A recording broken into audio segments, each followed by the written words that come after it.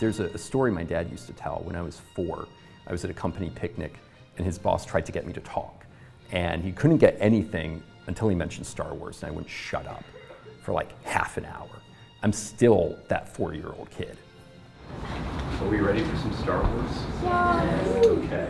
Star Wars Decoded is a media class that takes a very focused look at George Lucas's development as a director, but also the films that influenced the original Star Wars in 1977. So it's really teaching the students what type of director George Lucas was in 1977, why he was that type of director, and where he was coming from in creating the first Star Wars. The students come in not really knowing what to expect some days. Adventures of Robin Hood starring Errol Flynn? Sure, And there's such good sports about all of it, and they let me know their impressions of the films and their thoughts and their critical thoughts.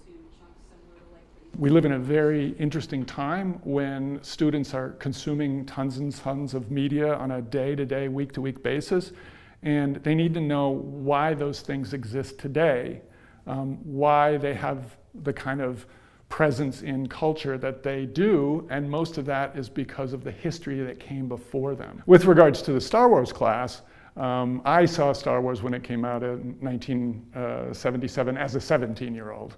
And it made a profound impact on me, and it really shaped a lot of my decision-making for the rest of my life. And that eventually led to me getting a job at Industrial Light and Magic, which was the visual effects company that did the effects for the original Star Wars. And then through even a weirder set of circumstances, I ultimately worked on the re-release of the original Star Wars, and then received a credit on the movie that I so admired as a 17-year-old. That has to be probably the coolest thing in the world. It is definitely the most mind-blowing thing of my life. Yes, indeed. Star Wars, 1 billion years in the making. The Star Wars universe is almost infinite in its scalability. I mean, there's how many planets, how many races, how many different adventures. I mean, it's all like an endless, universe to be explored.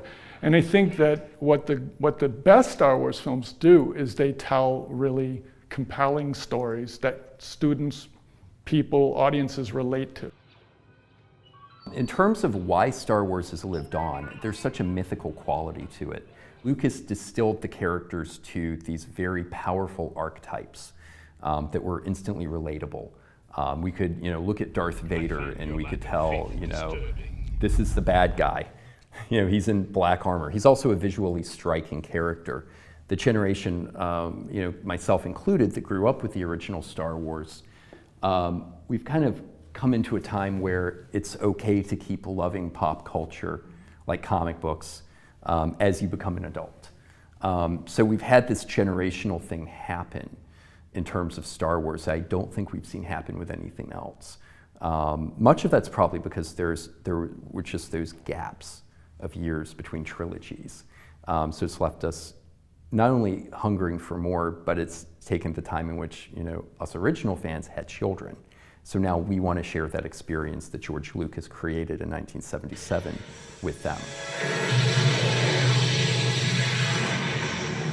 It all came together in the right way. And maybe the best is yet to come. Oh, I hope so. People keep seeing them and they keep being really good, so yeah, hopefully when I'm 80, I'll be able to teach this class again.